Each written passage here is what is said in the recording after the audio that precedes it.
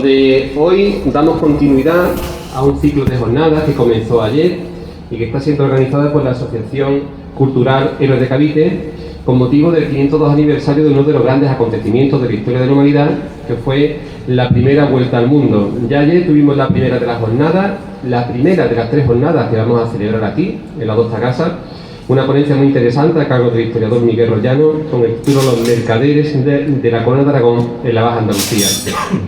Este ciclo de jornadas, con motivo, insisto, de 502 aniversario de la primera vuelta al mundo, va a tener su epílogo el próximo viernes también a las 7 de la tarde, aquí en este salón, con una ponencia también bastante interesante sobre el contexto y la importancia de la primera vuelta al mundo a cargo del historiador Antonio Moreno Ruiz. Agradecer lógicamente a esta asociación la inquietud que tienen por traer a nuestra casa este tipo de conferencias.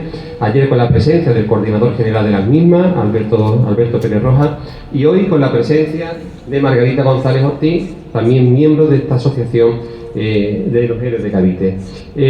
Me acompaña a mi diestra el ponente de esta tarde, don Enrique Bocanegra, director de la Fundación Casa Natal de Velázquez, que nos trae una ponencia a todas luces sugerente, sugestiva, con el título La piratería en el Caribe hispano, lo que Hollywood no contó.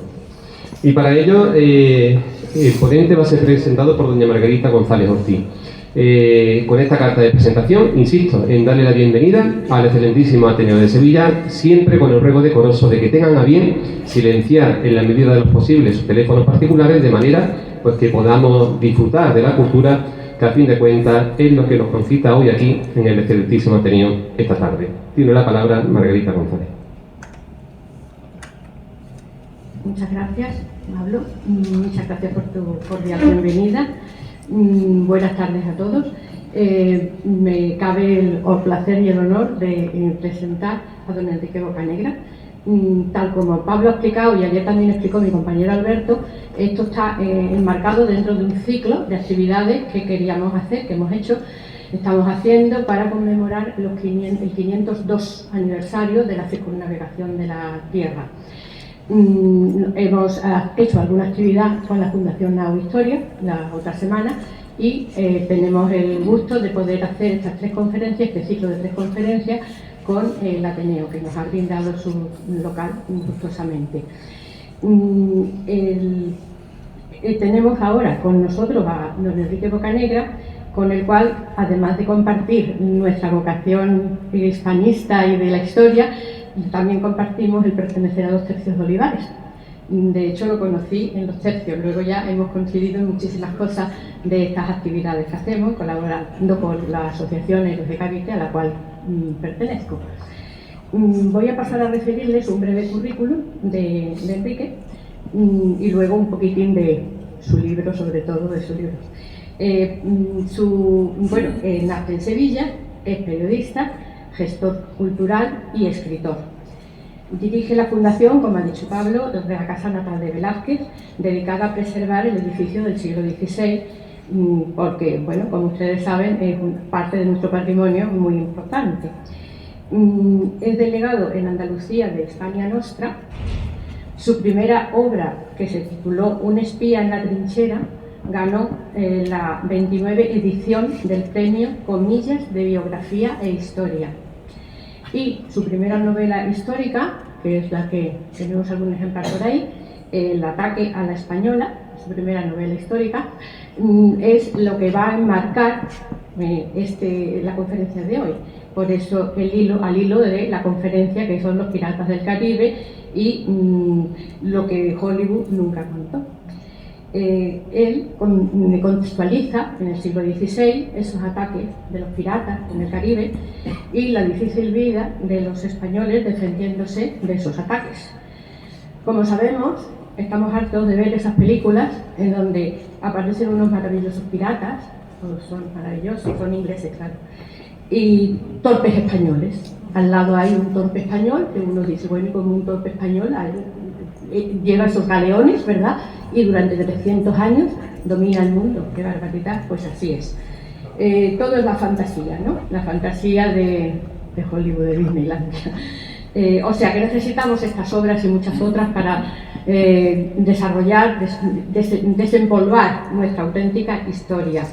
Y al hilo de lo necesario que esto es, me voy a permitir contar una anécdota que también la comenté con Enrique. Cuando comenté el título de Un ataque a la española, con algunos amigos ya llegados, alguno ha creído que era algo feminista. Me han mandado una cosa de las mujeres. Digo, yo, una cosa de las mujeres, pero ¿dónde están las mujeres? O sea, que la ignorancia, sí que es verdad que como comentaba Enrique, está descontextualizado a lo mejor, pero bueno, que ignoramos el nombre de nuestras propias posesiones, ignoramos la historia, ignoramos todo eso. Bueno, alguien se ha ocupado de que lo ignoráramos. Bueno, pues sin más, les dejo con el ponente, con el escritor. Muchas gracias.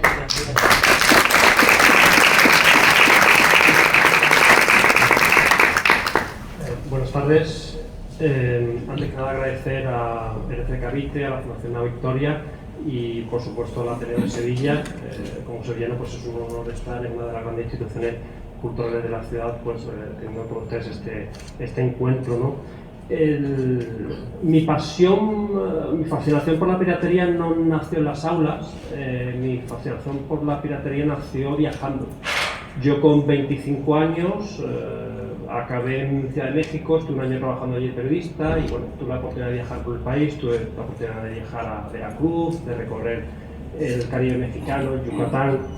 Después de aquello he vuelto muchas veces, me he recorrido 3 veces Cuba, la isla española, por supuesto, Puerto Rico, Costa Rica, Panamá, Nicaragua no me dejaron entrar, porque me googlearon en la aduana, vieron que tenía varios artículos en El País y me prohibieron entrar, pero me encantaría viajar a Nicaragua en algún momento.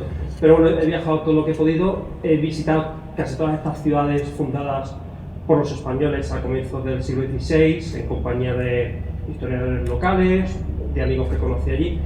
Y cuando visitas todas estas ciudades y conoces su historia allí sobre el terreno, lo primero que descubres es que todas las ciudades tienen momentos muy dramáticos de su historia.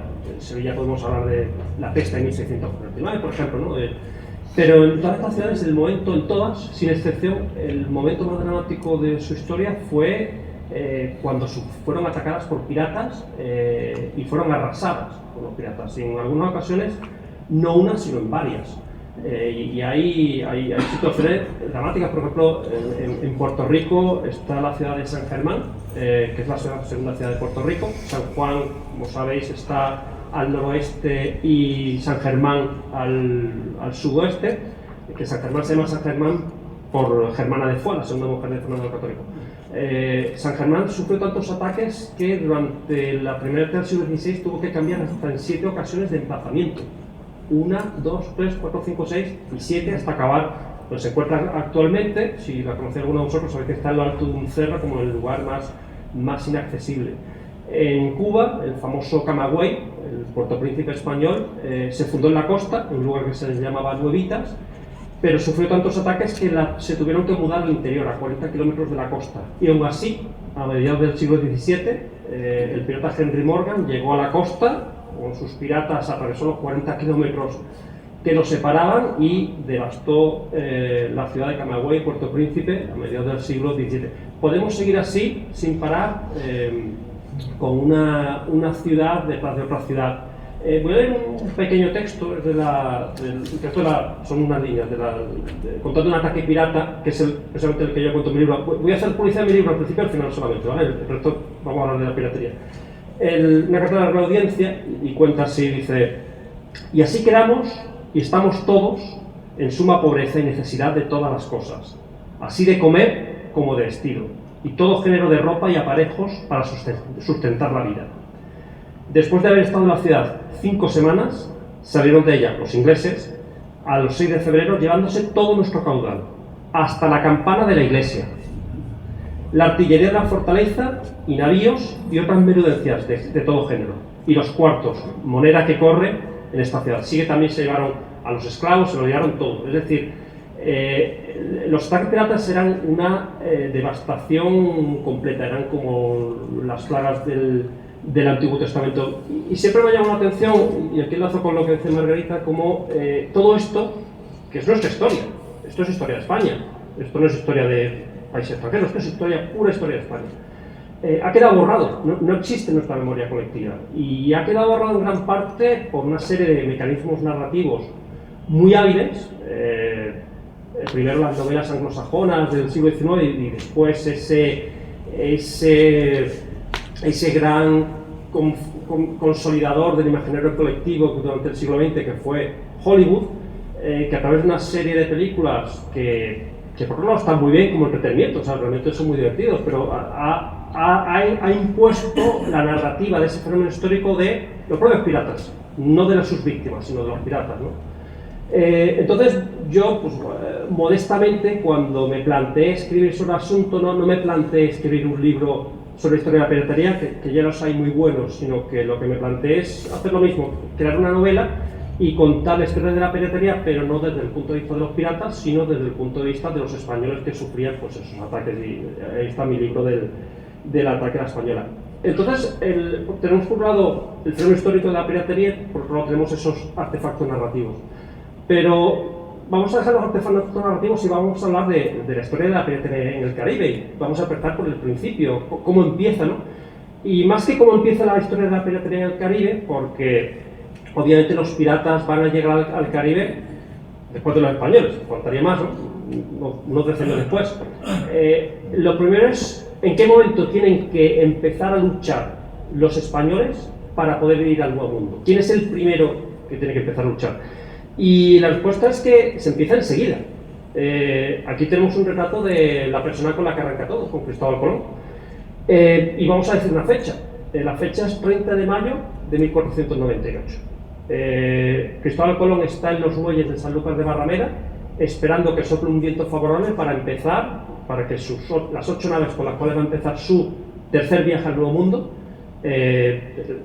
arrancar ese viaje. En ese momento le llegan unos mensajeros de Rota que le dicen que hay una flota de piratas franceses a la altura del Cabo San Vicente y que tienen constancia de que los están esperando.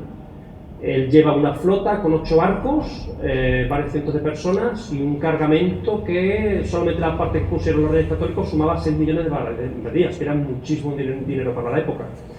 Él escribe una carta justo ese día al padre Fray Gaspar de Gorricio, es una persona con la que tuvo bastante correspondencia, de la cual se han conservado bastantes cartas, y le dice lo preocupado que está por la presencia de estos piratas, y le dice, no tengo avíos para la guerra, no tengo ni cañones, ni tengo artillería, estoy indefenso.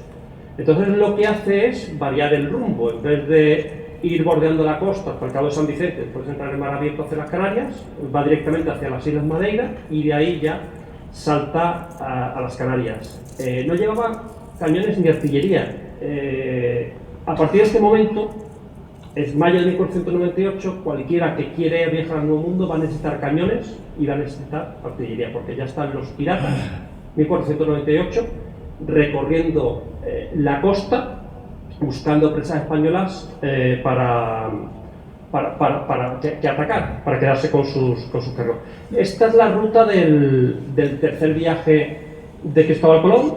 Sabéis, hay un primer viaje, en 1492, zarpa el 12 de agosto, llega el jueves 11 de octubre. No sé si lo sabéis que en el diario de Colón, la llegada a esa isla de las Bahamas, donde por primera vez se tocaron tierra, no fue el 12. Fue el jueves 11 de octubre. Me encuentro mucha gente que no lo sabe. De hecho, el 12 de octubre en el diario de Colón está vacío, no hay nada. Salta del jueves 11 al sábado 13, curiosamente, ¿no? Después es un viaje muy breve, dura apenas 3 meses. El 12 de octubre toca tierra y en marzo de 1493 ya está en Barcelona con los Reyes Católicos, contándole el éxito de su expedición.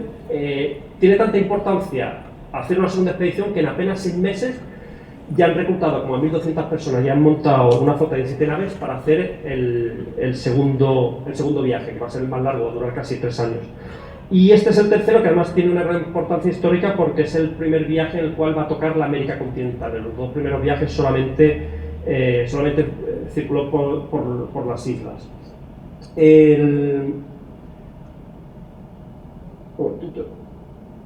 Aquí hay un tema curioso porque, como os decía, la presencia de los piratas durante esta primera época va a estar solamente en este lugar en torno al Cabo de San Vicente, entre las Canarias y la península.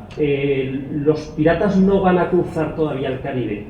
Hay varios motivos para esto. El primero era que todavía no había, evidentemente era secreto las fórmulas y los mapas y las medidas de navegación para poder cruzar el océano, pero sobre todo se debía a que durante los primeros años de la expansión española en América, esta expansión española era deficitaria, costaba dinero. O sea, realmente estos primeros años no se encuentra todavía mucha producción en estos lugares. Hay un poquito de lorneta española, se empieza a encontrar perlas en la isla Margarita, pero realmente las naves que volvían no volvían con un cargamento valioso. Tenían más valor las naves que viajaban hacia América que las que regresaban.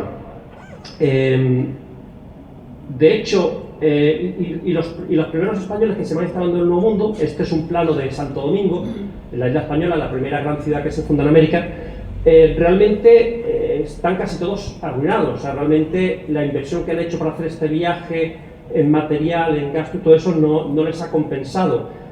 Es más, este tercer viaje al Nuevo Mundo lo va a iniciar Cristóbal Colón como almirante y lo va a terminar, va a regresar preso, porque se le van a amotinar los habitantes de Santo Domingo, que están muy descontentos tanto con su gestión como con la de su familia, y va a regresar preso al Nuevo Mundo. Y curiosamente, el primer caso de piratería en el Caribe no van a ser franceses, ni ingleses, ni holandeses, como ocurrió posteriormente, sino que va a ser españoles.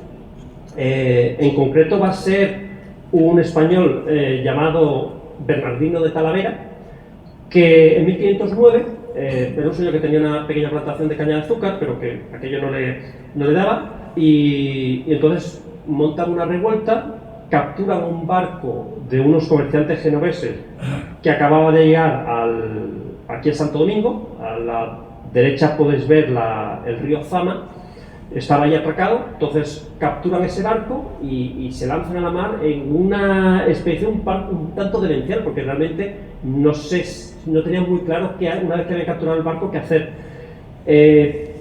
Se enteran de que Alonso de Ojeda, que es uno de los primeros grandes exploradores y conquistadores, se encontraba en el Golfo de Uraba y que había encontrado oro. Entonces deciden irse hacia el Golfo de Uraba para quitarle el oro a Alonso de Ojeda. Cuando llegan allí resulta que Alonso de Ojeda no solamente no tiene oro, sino que está enfermo, herido, le han pegado un flechazo en una pierna, está rodeado de indios, se ha quedado sin alimentos y lo que está deseando es salir de allí.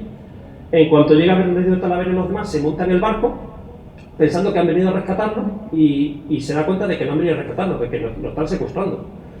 El barco se va, no sabiendo ahora muy bien qué hacer, se va hacia Cuba, naufraga, parece ser que cerca de La Jagua, por donde está ahora Cienfuegos. En aquella época Cuba todavía no había sido conquistada por los españoles, estamos hablando de 1509-1510, la conquista se va a producir en 1512, y se dedican pues a estar por la isla hasta que llega un barco de Santo Domingo, lo recoge, y Bernardino de Talavera acaba, pues como debía acabar todos los piratas, acaba ahorcado en la Plaza Mayor de Santo Domingo. Este es el primer caso de piratería que tenemos registrado en la historia del Caribe, el primero. Y así va a seguir hasta la década de 1520, con los franceses entre las Canarias y la península, en el Caribe, un poco avanzando en la expansión española en esos territorios, y todo cambia a partir de 1500, en concreto 1522. En 1518, el gobernador de Cuba y adelantado, Velázquez de Cuéllar, decide mandar una expedición a una zona llamada Yucatán, que era desconocida. Había habido un par de expediciones anteriormente, pero que solamente habían bordeado la costa, pero donde parecía que podía haber oro y podía haber especias y elementos que garantizarán riqueza. Velázquez de Cuéllar es un hombre ya mayor, tiene ya cerca de 60 años, él había llegado casi 30 años antes, había llegado en la segunda expedición de Colón, y entonces le encarga esa expedición a un joven comerciante de extremeño de 30 y tantos años, que se llamaba Hernán Cortés, que va a pasar la historia con ese nombre. Ellos zarpan de Santiago de Cuba finales de 1518 y menos de 3 años después se produce uno de los acontecimientos más impresionantes de la historia, que es que ese grupo de poco más de 500 españoles en menos de 3 años va a conquistar un imperio. Un territorio que se extiende por cientos de miles de kilómetros, con millones de sujetos. Al contrario que las civilizaciones que se habían encontrado hasta ese momento en el Caribe, que eran muy primitivas, que vivían en chozas de barro y tenían una economía muy de subsistencia, aquí estamos ya hablando de un imperio con grandes ciudades hechas de piedra, con una jerarquía muy organizada, con una capacidad para recoger, acumular riquezas muy grandes. Y en menos de 3 años, pues estamos hablando, Cortés zarpa de Santiago de Cuba a finales de 1518 y Tenochtitlán cae el 13 de agosto de 1521. Menos de 3 años, este grupo de españoles se ha hecho con este imperio.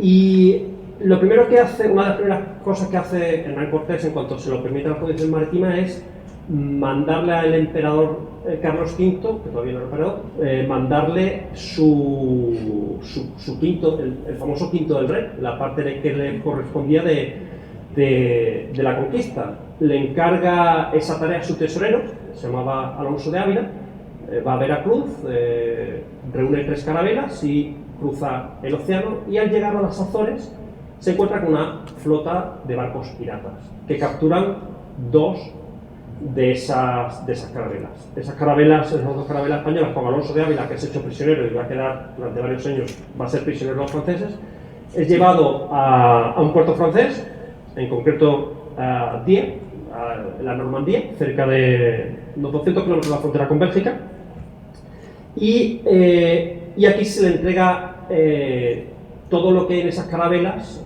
al armador, al dueño del barco, que su nombre se llamaba John Angot. Este hombre, estos hombres, John Fleury, el capitán de esta flota corsaria francesa, y el armador John Angot, cuando empiezan a revisar lo que hay en estas carabelas, se encuentran con posiblemente el mayor tesoro que se ha encontrado en la historia pirata alguno.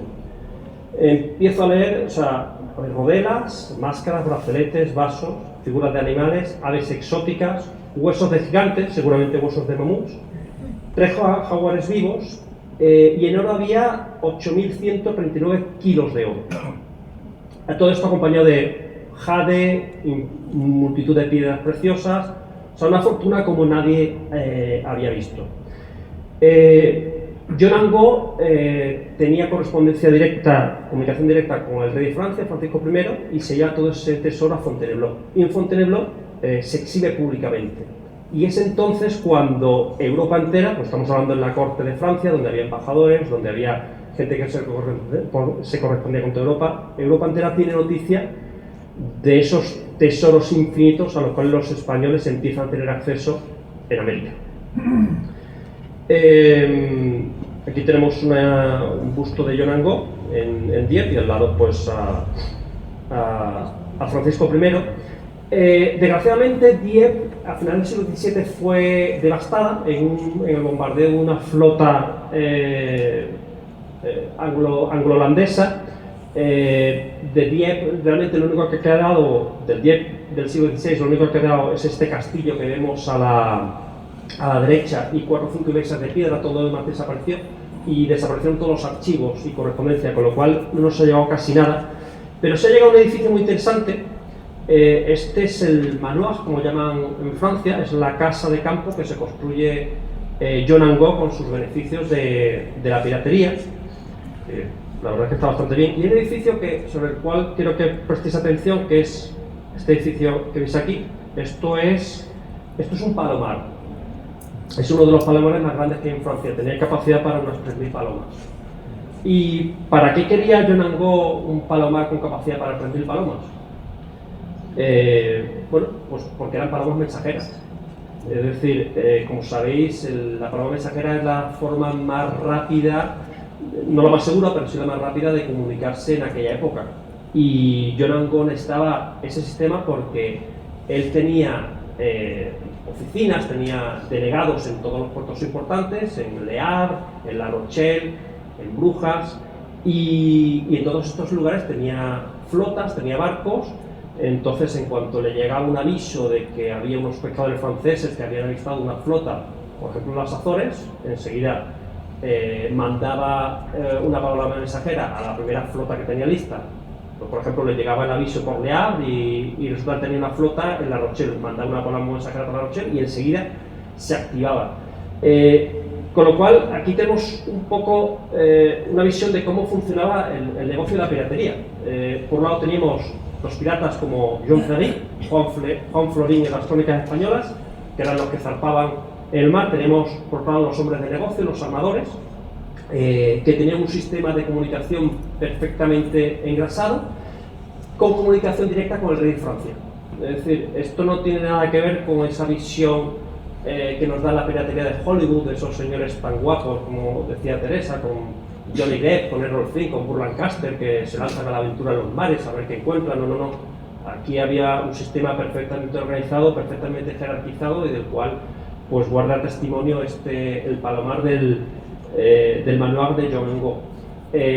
John Ngo va a organizar los ataques piratas más importantes, que a partir de 1522 ya van a cruzar el Caribe, y durante esa década de 1530, 1520, 1530, 1540 él va a ser el responsable, la persona que sin montarse en un barco va a organizar toda esa flota francesa. No va a ser el único, pero va a ser el más importante, que van a empezar a asolar el Caribe español. ¿Qué pasa a partir de este momento en 1522? Pues a partir de 1522 los piratas ya no se conforman con estar entre la península de las Canarias, sino que ya empiezan a cruzar el océano y ya empiezan a atacar todas las ciudades españolas que los españoles han ido fundando en el Caribe. El primer documento que tenemos de un ataque en el Caribe es un ataque al galeón San Gabriel, que era un galeón que forma parte de la expedición de García-Jofre de Loaiza. Sabéis que la expedición de García-Jofre de Loaiza es una continuación de la expedición de Juan Sebastián Elcano. De hecho, Juan Sebastián Elcano morirá en esta expedición, en la cual también va a desaparecer la famosa nao Victoria, cuya réplica tenemos actualmente en el Guadalquivir. Pues un galeón de esa flota sufre un ataque pirata por tres barcos franceses en 1526.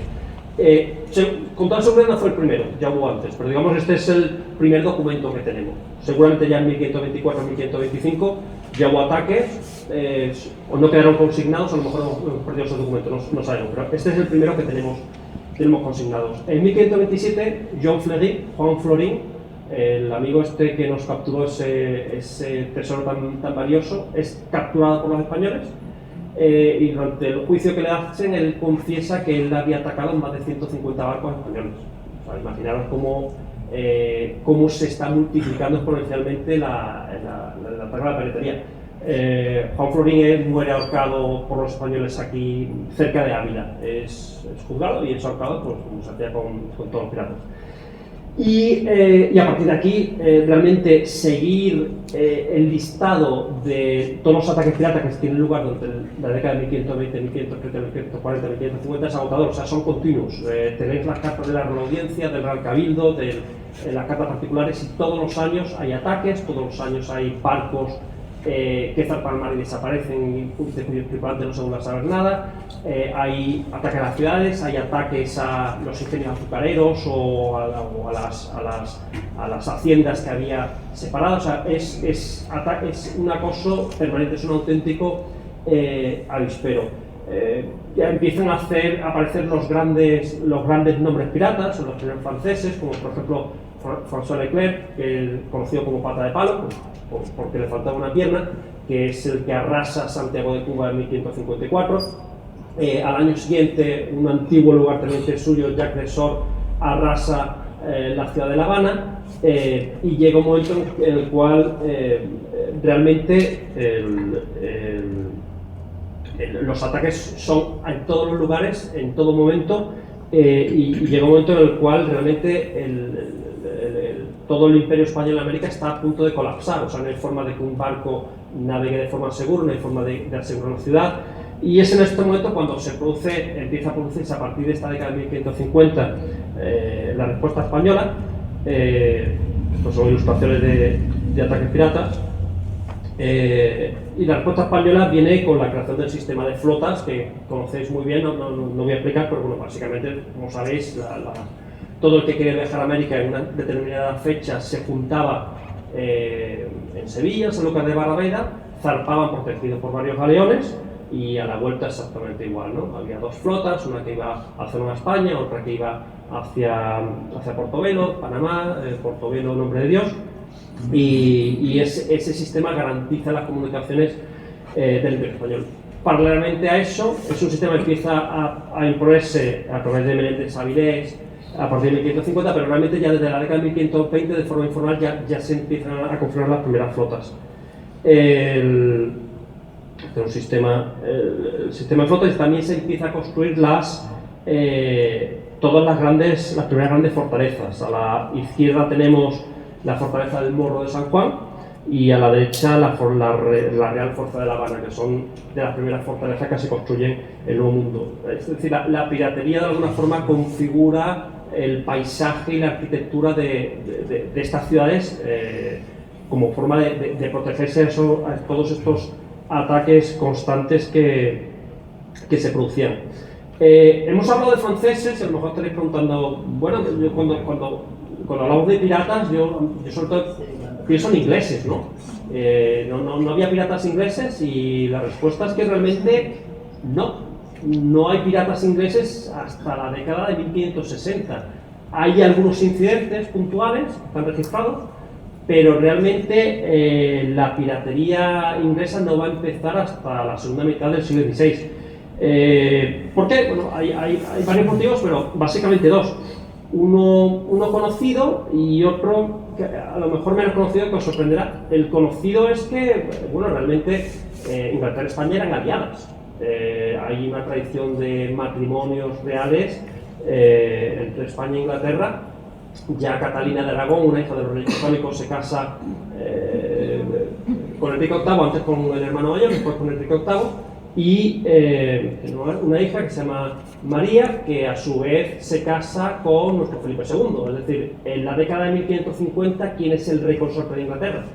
El rey consorte de Inglaterra es Enrique II, es decir, que era un rey realmente consorte con poderes limitados, pero obviamente los barcos ingleses no iban a atacar los barcos de la patria del rey consorte de Inglaterra, ¿no?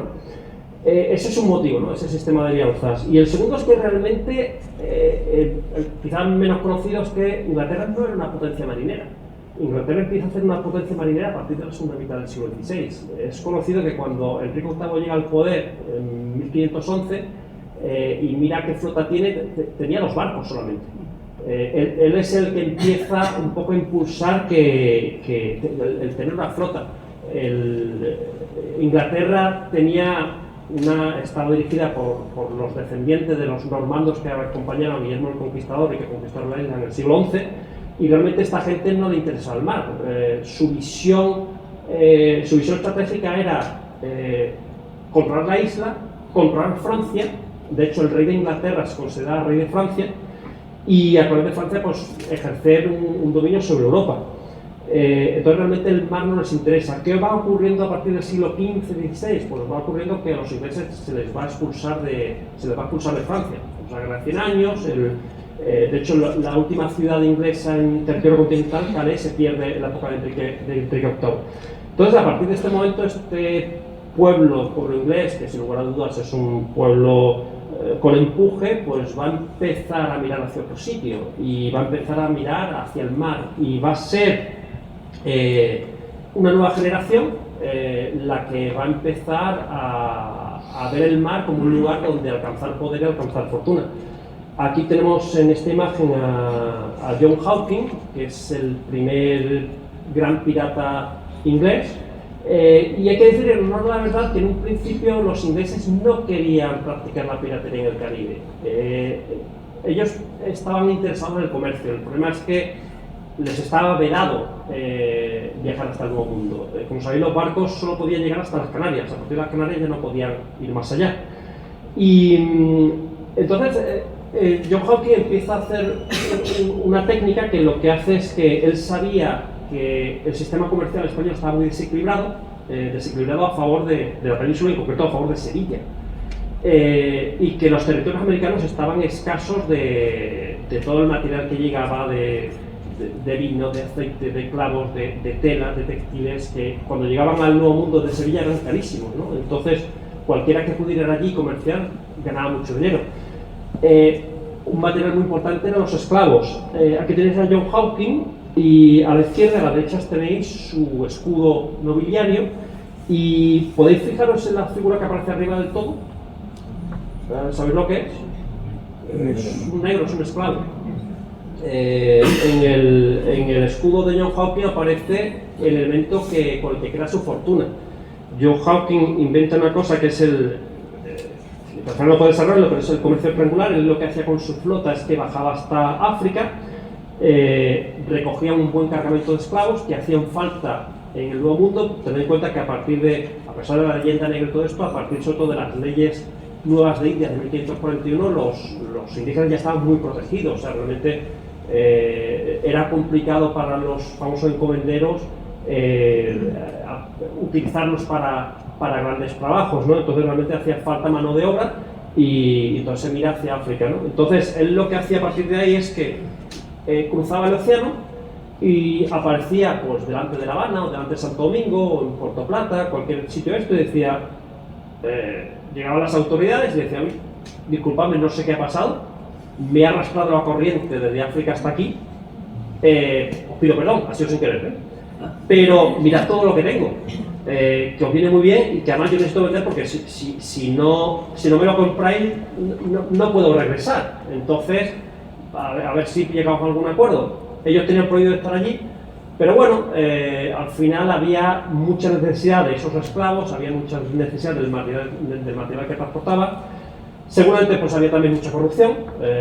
Los oidores de la Real Audiencia pues también hacían sus negocios, también había sus cosas, ¿no? Y al final pues conseguían colocar todo ese material. Y así, durante 1560, a veces con amenazas, a veces con mayor sentimiento, pues van haciendo su mercado, pero todo cambia en 1568. En 1568, John Hawking es primo mayor del gran pirata, del cual hablaremos más adelante, gran pirata inglés y de la gran pirata en general del siglo XVI, que es Francis Drake.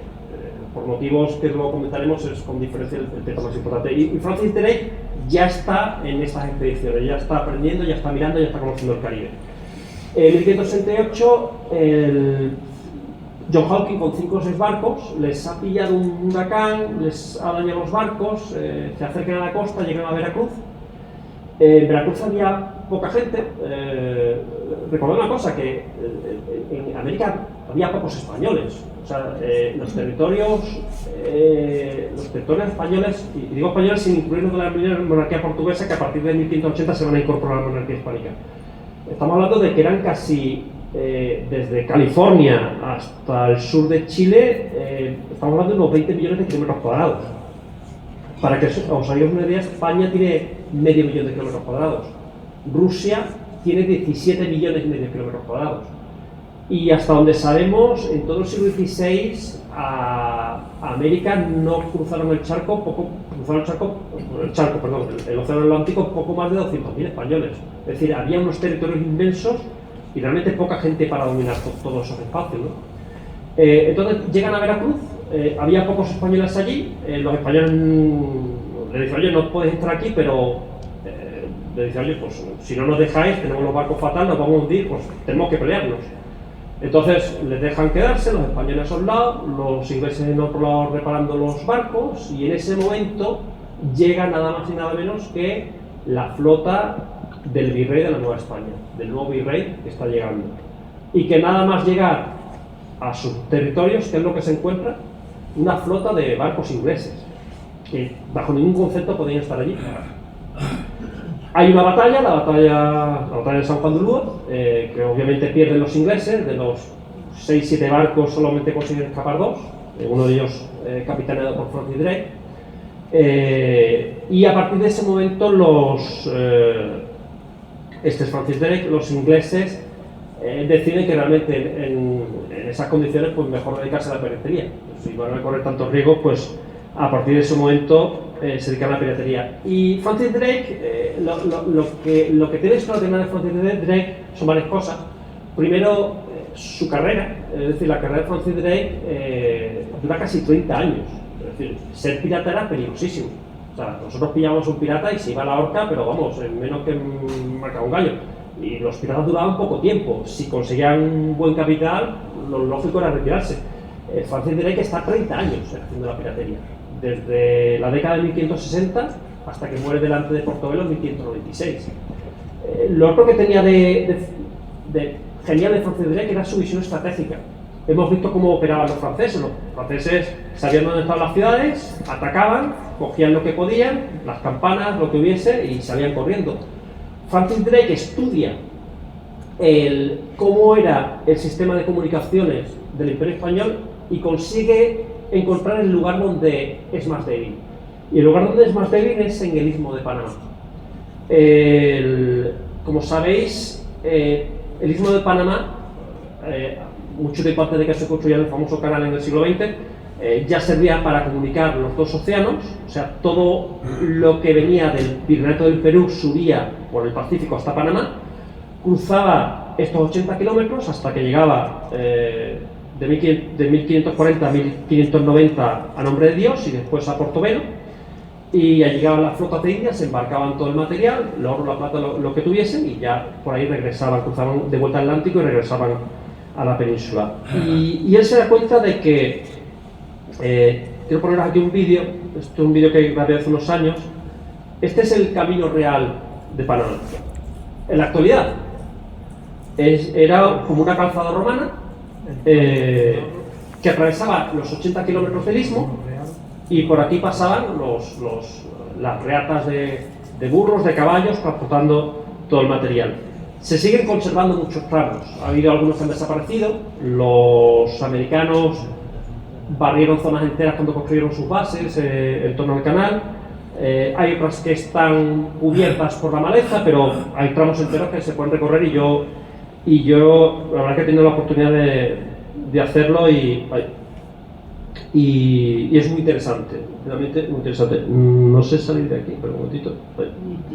Pero, y entonces él descubre que este sitio aquí, os quiero poner otro vídeo para que realmente veáis cómo es esta zona. A ver si llega. Sí. Espera un momentito. Lo había puesto aquí. Un momentito. Mirad. Esto es hoy día. ¿Qué? Ah, ¿que no sabe? No sé. Ah, vaya, pues. Bueno, pues. No lo puedo enseñar. Un momentito. ¿De qué? Pues lo habríamos jugado antes. A ver si puedo moverlo por aquí. Ay, uy, no. Bueno, el hecho es que es una zona llena de montañas, donde se produce una de las concentraciones de lluvias más intensas de todo el mundo, y donde un grupo bien organizado pues puede atacar un convoy y, a ver, disculpad un momentito que tenemos un problema técnico, y quedarse con todo el oro. Drake además consigue hacer una cosa muy inteligente. En un ataque a Nombre de Dios se encuentra hace amistad con un esclavo de los españoles, hace amistad con él, y este esclavo español le pone en contacto con una colonia de cimarrones, o cimarrones eran esclavos fugados, que conocían perfectamente todo el terreno. Entonces, junto con esos esclavos fugados y estos ingleses piratas, empiezan a organizar golpes de manos en ese lugar donde el sistema de comunicaciones del Imperio Español era el más débil, y consigue reunir una fortuna absolutamente extraordinaria, más que cualquier otro pirata de su época, y eso se debía a su capacidad estratégica, su capacidad organizativa. O sea, nadie se le había ocurrido aliarse con un grupo de esclavos para organizar estos golpes de mano, y a su empuje. Esto es Nombre de Dios, que sirvió de llegada para las flotas de Indias durante 40 años, entre 1550 y 1595. Y aquí tenemos, y la otra gran hazaña de Drake va a ser la segunda circunnavegación a la Tierra. La primera, obviamente, la nuestra, la que estamos hoy celebrando, y la segunda la organiza Francis Drake entre 1577 y 1580.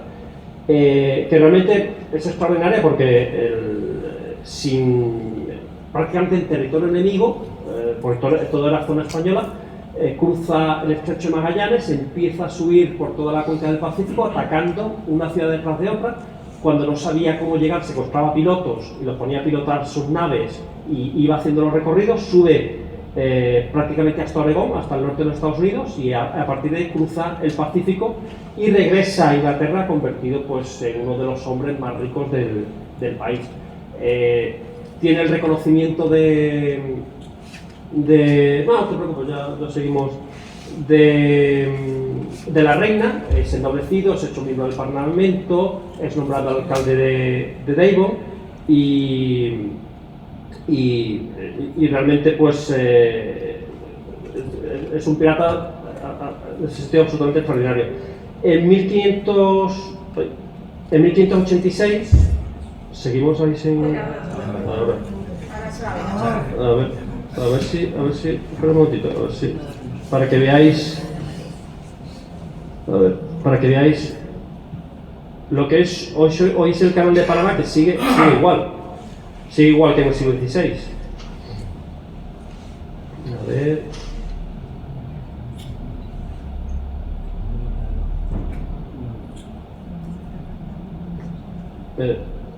Esto es actualmente y así era en el siglo XVI. Un lugar lleno de montañas, lleno de brumas.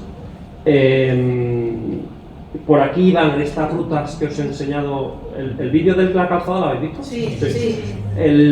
Por esa calzada iban los españoles y entonces un grupo pequeño de ingleses junto con un grupo de esclavos africanos pues podían atacar una reata de mulas que llevaban pues varios cientos de kilos de oro de plata y automáticamente pues se trasladaban ese dinero a los barcos y se convertían en riquísimos. Este era el lugar donde Drake decide organizar sus ataques al Imperio Español. Volvemos aquí. Él hace, aquí ya vamos a pasar, en 1586, unos años después, él organiza una gran expedición en la cual ataca y destruye Santo Domingo. Santo Domingo es la capital de la isla española, que es una ciudad muy importante porque durante toda la primera mitad del siglo XVI Santo Domingo va a ser el eje vertebrador de la expansión española en América. Es la primera ciudad, es el lugar donde se construye la primera catedral, ahora os enseñaré imágenes, la primera fortaleza, la primera Real Audiencia se funda allí y realmente es el centro, el trampolín de esa expansión española. Después, a medida que los españoles avancen y vayan conquistando nuevos territorios, van a ir surgiendo ciudades que van a ser más importantes: La Habana, México, Lima, y poco a poco pues Santo Domingo se va a convertir pues en va a quedar un poco en la zona un poco en la zona marginal de ese imperio, ¿no? Pero le queda el honor un poco de haber fundado haber sido el origen de ese impulso. Santo Domingo es el lugar donde van a pasar todos los conquistadores, es decir, cuando Pizarro llega al Nuevo Mundo, llega a Santo Domingo; cuando Hernán Cortés llega al Nuevo Mundo, llega a Santo Domingo. Después solo se irá, Hernán Cortés irá a Cuba y de Cuba a México, y Pizarro se irá a Panamá y de Panamá al Perú. Pero el lugar donde están los primeros años, donde se asientan, donde tienen su primer conocimiento de ese Nuevo Mundo, es en Santo Domingo. Pero no solamente los conquistadores, también los grandes cronistas, los grandes sacerdotes como Antonio Montesinos, como Bartolomé de las Casas. Es decir, por un lado tenemos la vertiente conquistadora, exploradora, pero también la vertiente, digamos, reparadora y justiciera de los excesos que se habían cometido contra los indios. También el primer lugar donde van a estar va a ser en Santo Domingo. De hecho, es gracioso verlo porque sabemos además dónde estaba cada uno. Bartolomé Las Casas era un dominico, estaba en el convento de Santo Domingo y que escribió gran parte de su historia de las Indias. Y el otro gran cronista de la época, Gonzalo Fernández de Oviedo, estaba en la Fortaleza Zama. Estaban a 300 metros el uno del otro, cada uno rellenando furiosamente cientos de pliegos de papel. Mi libro de la historia de las Indias de Bartolomé de las Casas, que son 3 volúmenes, tiene 700 páginas cada uno. Es decir, imaginaos todo lo que escribieron, y Gonzalo Fernández de Oviedo exactamente lo mismo. Es el centro de ese impulso español, ¿no? Drake va a atacar Santo Domingo en enero de 1586 y va a arrasar. Se va a quedar asociado durante 5 semanas y la va a arrasar completamente. Solo van a quedar varios edificios de piedra, como la fortaleza y la catedral. Y ese es el incidente, digamos, que yo cuento en mi libro El ataque a la española.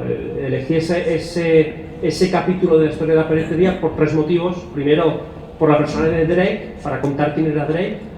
Segundo, por la importancia que tenía Santo Domingo dentro de lo que es la hispanidad, dentro de lo que es el impulso expansivo de España en América, el papel central que tiene Santo Domingo.